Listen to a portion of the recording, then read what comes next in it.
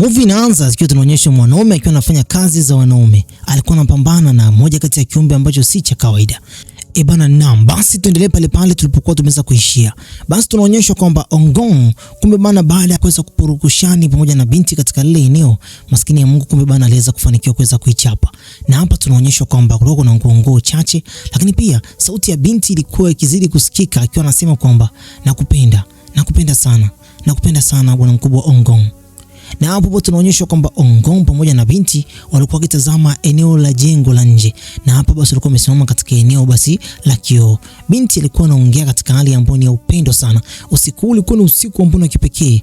Walihakikisha kwamba ile amri ya 6 wamefanikiwa kuweza kuivunja. Huko barabarani tunaonyeshwa moja kati ya gari lilokuwa linatembea kwa spidi kali sana. Huyu mkuu mwingine bali alikuwa ni PK. Lengo la kwake PK ni kwenda kumteketeza kabisa bwana Profesa Kong Dae. Kukosa tu la kuweza kufanikiwa kuweza kumuua binti yani Junsera.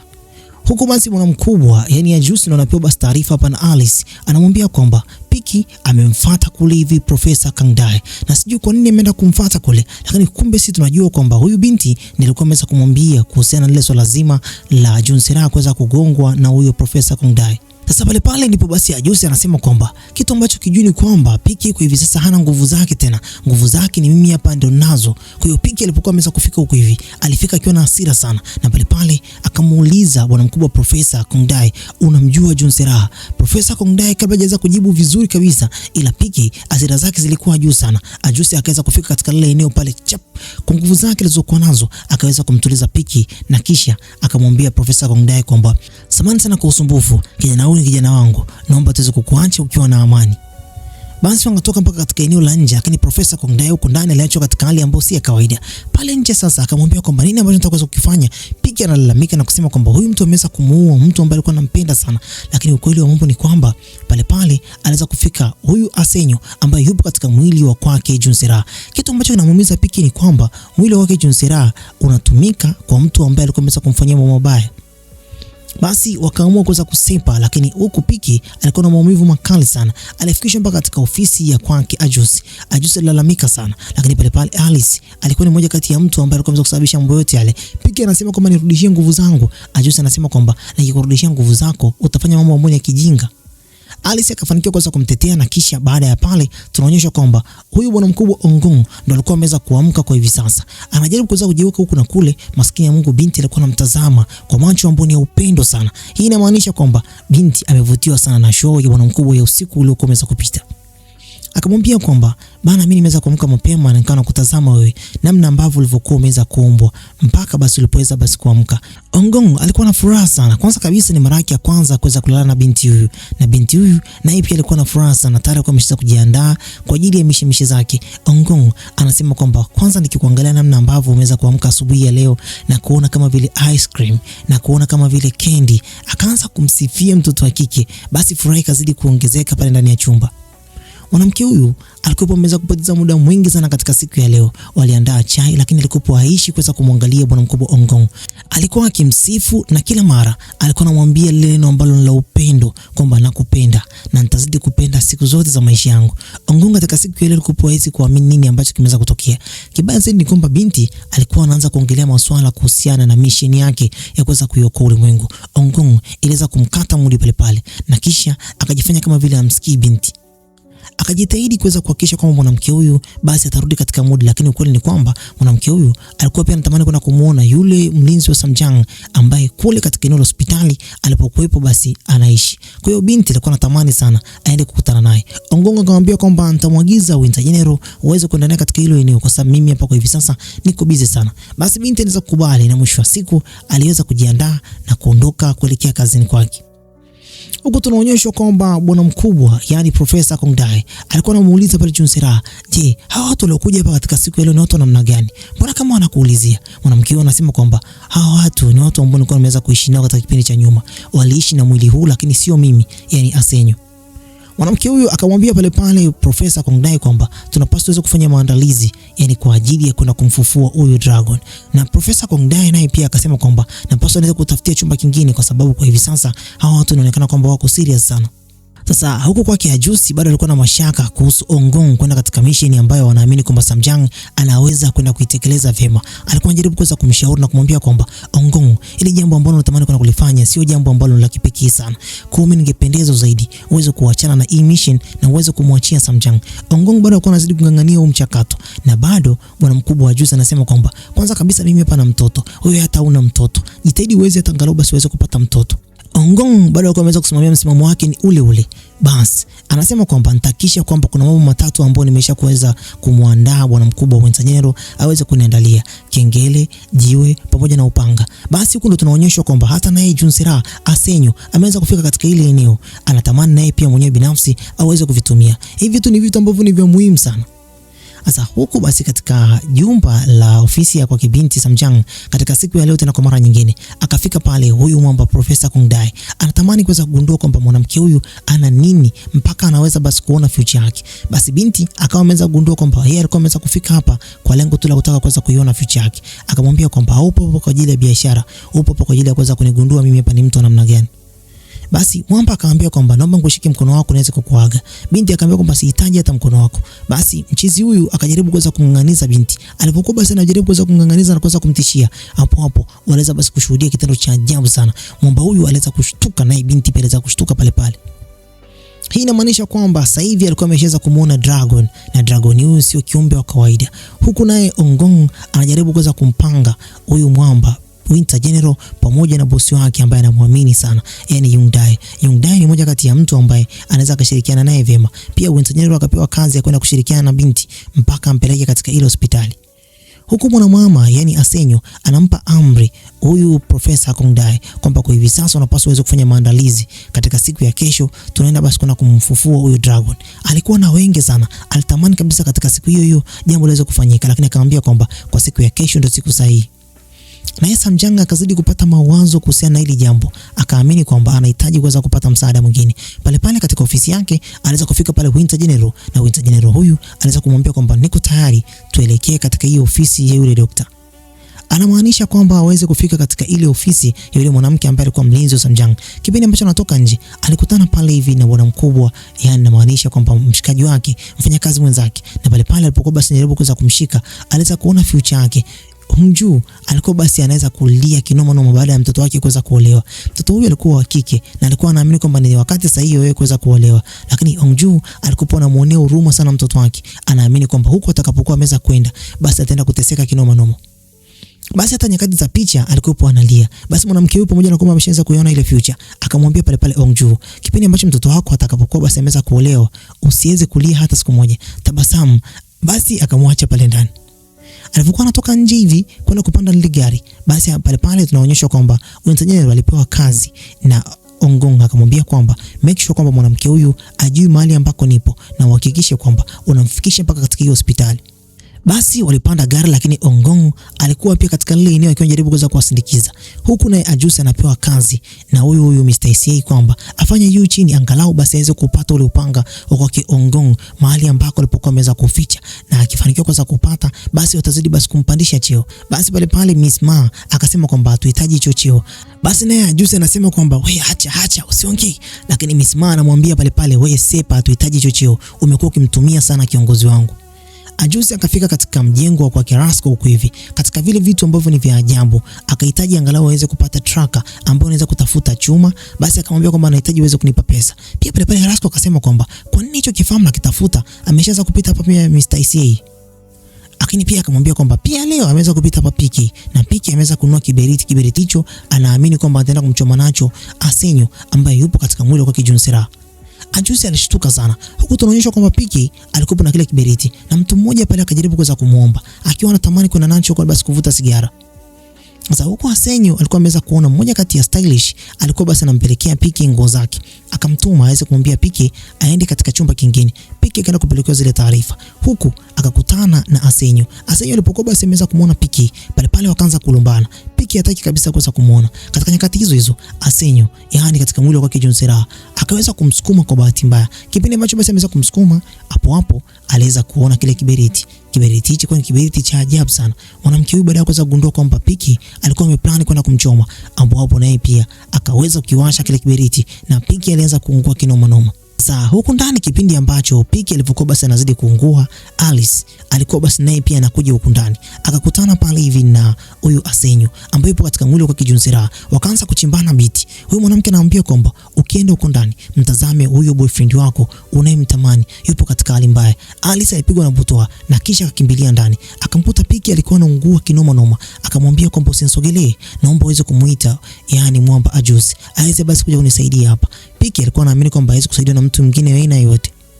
Ikumbuke kwamba ndani ya mwili wake Alice yupo yule pweza bado. Hapo huyu mwanamke akasema kwamba kwa kuwa mimi hapa ni pweza na nimetoka baharini, naweza nikakusaidia kupitia nguvu zangu. Akamsaidia Piki mpaka basi akafanikiwa kuweza kuuzima moto. Lakini kumbuka kwamba na yeye pia pale alikuwa ameweza kupungukiwa nguvu. Kwa hiyo akamwaga Piki na yeye akarudi baharini.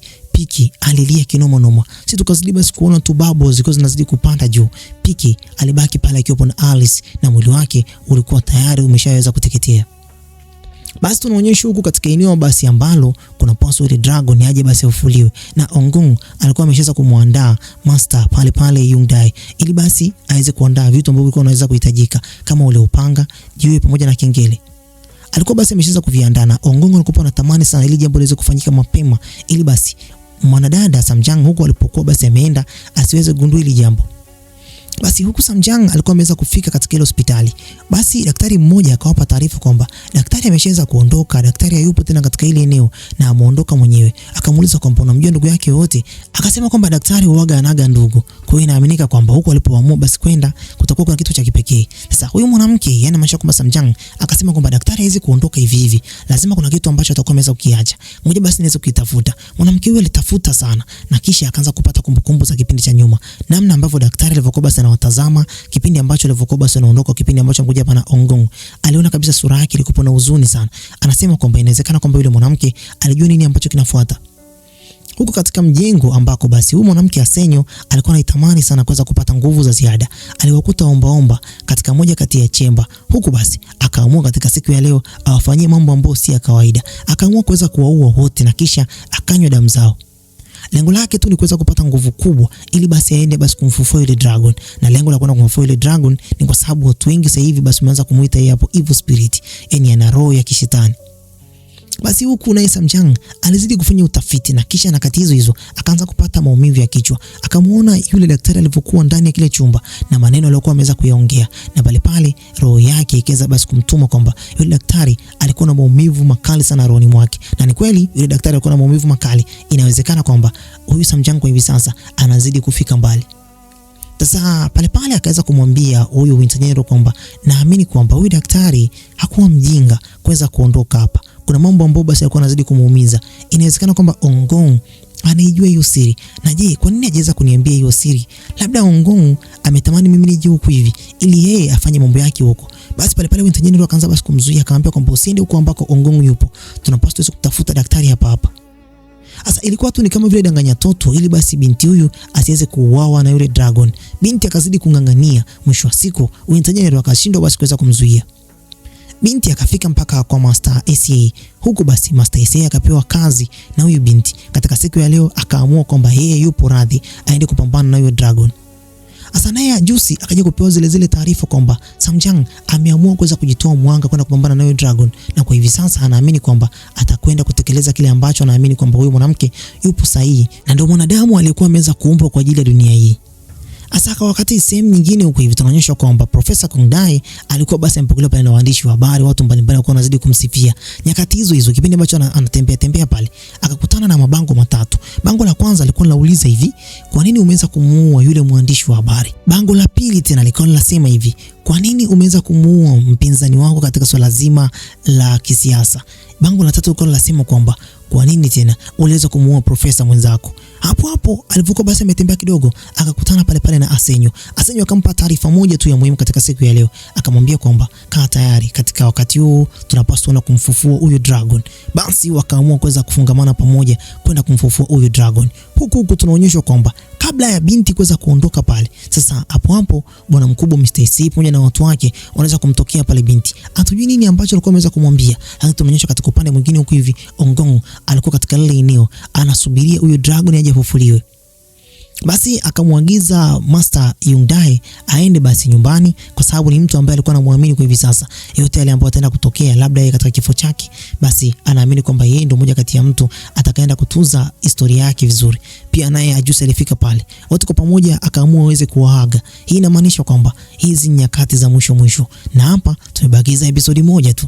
Ajusi aliamua kuweza kuongea naye kwa kina, na lengo lake Ajusi ilikuwa ni moja tu, kuweza kumkumbusha kwamba kijana, hauna mtoto, ili jambo ambalo unajaribu kwenda kulifanya ni jambo ambalo la kutisha. Ongongo anasema kwamba nipo razi kwenda kupambana kwa ajili ya huyu mwanamke. Basi Ajusi akaamua kuweza kumwacha Ongongo ili basi azidi kupambania maisha yake. Yote haya ilikuwa ni plani yake, lakini pia akapewa taarifa pale kwamba yule Master Issei ameweza kukutana na Samjang. Alipokuja huko kwake Master Issei anamuulizia Samjang yuko wapi, hapo Ongongo akajikuta kwamba alikuwa ameweza kujipeleka katika mtego.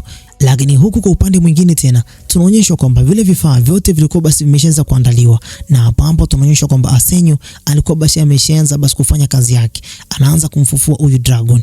Hii ilikuwa ni njia ya kwanza kabisa. Pale Profesa Kongdai alikuwa anashangaa mambo ambayo basi alikuwa anazidi kutendeka pale. Yeye sio mtu ambaye basi anaamini vitu sana, lakini alikuwa anatamani sana kuweza kupata uongozi. Huko Ongong anajikuta kwamba katikati ya wale walinzi wote ambao basi wanalinda jengo hili, akawa ameweza kuwekewa ulinzi, na ulinzi huu ulikuwa ni ukuta ambao si wa kawaida. Ongong alifanya juu chini, lakini bado alikuwa hawezi kuvuka. Huku binti akawa ameweza kukata damu yake, na hapo akaidondosha ndani ya yale maji. Maji yale yaliweza basi kumuinua yule dragon aliyokuwa kule ndani. Hii inamaanisha kwamba dragon alikuwa hawezi kuamka bila damu. Sasa hapa damu yake imeweza kuingia kule ndani. Akamwambia pale Profesa Kongdai kwamba dragon ameshaweza kuamka, kwa hiyo jiandae. Huku hali ya kwake bwana mkubwa Ongong ilikuwa ni mbaya. Mr. Issei anamuelezea kwamba mwanadada Samjang kabla alivyokuwa basi ameweza kufika hapa, alikuwa ameshaweza kumuomba kwamba Ongong aweze kushikiliwa ili asiweze kupata madhara ya aina yote, kwa sababu mwanamke yule alikuwa anaamini kwamba Ongong ataenda kupata matatizo, na hapo ataweza kuachana naye katika ulimwengu huu. Binti aliamini kwamba anaweza basi kumzuia huyu dragon, na mwisho wa siku aweze kurudiana na Ongong. Na huko basi tunaonyeshwa kwamba mwanadada yani Asenyo alikuwa anazidi kufanya manyanga mzee. Ni watu ambao wana imani ambayo si ya kawaida. Dragon anaanza kutikisa mji mzima mpaka Ajusi anaanza kupata mashaka. Huku Ongong anajaribu kuweza kujitetea na kusema kwamba Samjang hawezi kufanya hii kazi yeye mwenyewe. Anaamini kabisa kwamba Samjang ni mtu ambaye ni wiki. Huku Samjang naye akawa ameshaweza kufika, na kisha akamwambia kwamba mpaswa kuweza kumfufua huyu dragon. Hapo wakaanza basi kuweza kumtishia. Binti akaweza basi kupigwa pale na Winter General. Winter General alikuwa na nguvu kinoma, na kisha akaweza kupotea naye. Sasa huko binti akawa ameweza kubaki pale na huyu Profesa Kongdai. Mwanamke huyu alikuwa hajui nini cha kufanya kwa hivi sasa. Huko Ongong alikuwa anapambana kuweza basi kujiokoa pale ndani, lakini nguvu zake zilikuwa chache sana. Hakuwa na nguvu za kuweza kuvunja ukuta. Ukuta ule ulikuwa si wa kawaida. Pale Samjang naye pia akaamua basi kuweza kuchukua ule upanga. Lengo lake basi ni kuweza basi kumtishia huyu Profesa Kongdai ili basi huyu dragon asifanikiwe kuweza kutoka kule ndani ya yale maji. Profesa Kongdai alivyokuwa na tamaa ya madaraka, pale basi akaanza kuanzisha basi varangati. Mwisho wa siku akaanza kumchoma binti katika tumbo lake. Binti akawa basi ameweza kupoteza damu nyingi sana. Ile damu yake sasa ikaweza kuingia kwenye yale maji, ikaweza kumfufua yule dragon. Dragon akazidi kupata nguvu kubwa zaidi. Dragon huyu akaanza basi kutoka ndani ya yale maji. Binti huku alikuwa anavuja kama vile bomba la maji. Sio kitu cha kawaida. Sasa ulimwengu mzima ukaanza kusikia mtetemeko usio kwa kawaida. Dragon akatoka juu, na alikuwa Black Dragon. Alikuwa hapo mwanzoni alikuwa ni gold, lakini kwa hivi sasa amegeuka kuwa na roho ambayo si ya kawaida. Binti maskini ya Mungu alikuwa basi anategemea kwamba anatamani sana yeye hapo ndio aweze kuingilia na yule dragon, ili mwisho wa siku yule dragon ashindwe kupambana na hao wanadamu. Lakini huko Ongong naye akajaribu kuweza kufanya mapambano, na mwisho wa siku kumbe bana kuna mtu alifika pale kwa ajili ya kuweza kumsaidia, na Ongong akafanikiwa kuweza kuwatoroka watu hao. Kufika katika ile eneo kwa hivi binti maskini ya Mungu alikuwa tayari ameshaanza kupoteza nguvu nyingi sana. Akachukua upanga na kuanza kupambana na huyu dragon. Dragon kunyoshwa tu hivi upanga, bado alikuwa hawezi kusogea mbele ya huyu mwamba. Binti akaenda down. Ilikuwa sio poa mzee. Dragon alikuwa hana nguvu mbele ya kwake bwana mkubwa Ongong kwa hivi sasa, lakini kadri muda ulivyokuwa unazidi kwenda, nguvu ya kwake Ongong ilikuwa inazidi kupungua. Maskini ya Mungu alitupwa mbali kinoma, na huyu dragon kwa hivi sasa akawa basi ameweza kupata kama vile msuguano kidogo tu baada ya Ongong kuweza basi kumdhibiti, lakini bado pamoja na yeye pia alikuwa katika hali mbaya. Kwa hiyo dragon pamoja na Ongong wote kwa pamoja walikuwa wameweza kupata damage. Sasa baada ya pale Baada ya dragon kuweza kunata katika eneo la anga, mwanga uliweza kujitokeza na kisha Ongong alikwenda basi kumchukua binti na kuweza kuenda naye mbali sana. Huku basi bwana mkuu wa Mr. Isiendo anaanza kujiuliza kwamba nani alikuwa ameweza kumsaidia Ongong. Anafika pale Ajusi. Kumbe bana ni Ajusi alikuwa ameweza kumsaidia Ongong. Na pale pale Mr. Isiendo anasema kwamba huyu Ongong alichokifanya bado hajaweza kukimaliza. Dragon bado yuko pale pale. Ajusi anashangaa. Hichi ni kitu cha namna gani? Kumbe bana Winter General alimpeleka huyu Senyo katika dunia nyingine kabisa ya kale, na huku akaamua kuweza kumwacha kabisa huko. Yeye akaamua kusepa. Alivyorudi huku hivi akapambana tena na yule dragon kuweza kumgandisha pale, lakini huku tunaonyeshwa kwamba Ongong alikuwa na binti. Binti alikuwa na hali mbaya sana. Binti maskini ya Mungu akawa ameweza kuamka kidogo tu na kisha akamwambia Ongong, naomba uweze kunisaidia kazi ile uko imeweza kubaki. Niliamini kwamba naweza basi kuitimiza mimi, lakini kwa kweli naomba unisamehe. Niliamini kwamba bila wewe naweza nikaifanya kazi hii. Pale pale binti ni kama alizima. Yani hii hali ilikuwa imeweza kumhuzunisha sana bwana mkubwa Ongong, na Ongong pale pale hasira ndipo basi iliweza kuzidi. Lakini kwa upande mwingine tunaonyeshwa kwamba Ajusi anampa taarifa kwamba Mr. Issei kwamba binti Samjang tayari ameshaweza kufa. Ajusi alikuwa tayari ana ile damu ya kwake Ongong katika mwili wake, kwa hiyo aliweza kupata kama vile signal. Sasa huko Ongong aliweza basi kwenda kufika katika lile eneo ambalo kwa ameweza kuhifadhi ule upanga, na kisha katika siku ya leo akaweza basi kuchimbua pale pale, na hapo akaamua basi kuweza kuandaa kwa ajili ya kwenda kule ambako basi yule dragon alipokuepo. Huko naye Winter General hali yake ilikuwa ni mbaya kinoma. Alikuwa ameweza kufanya kazi hii kwa muda mrefu mpaka naye pia akaanza kuzidiwa. Damu ilikuwa inamtoka, mwisho wa siku akarushwa mbali. Ongong aliweza kuzama dakika za mwisho kabisa katika lile eneo, na hapo alikuwa na upanga wake. Huu upanga ulikuwa si upanga wa kawaida. Akaanza kupambana na huyu dragon. Mwisho wa siku tunaonyeshwa kwamba Ongong upanga ule ulikuwa unawaka mpaka muda mwingine moto, na hapo akafanikiwa mpaka kuweza kuitumia ile gungumaa iliweza kuunganika na ile nguvu ya ule upanga. Dragon aliweza kusambaratika kabisa. Je, Ongong amemaliza kazi hii au la? Maana tunaonyeshwa kwamba naye pia ameweza kudondoka chini. Je, vipi kuhusiana na binti Samjang? Tukutane tena katika episode nyingine, yani episode ya 20. Na hapo ndipo tutakapokwenda basi kwenda kugundua siri iliyokuwa imeweza kujificha. Bye bye for now.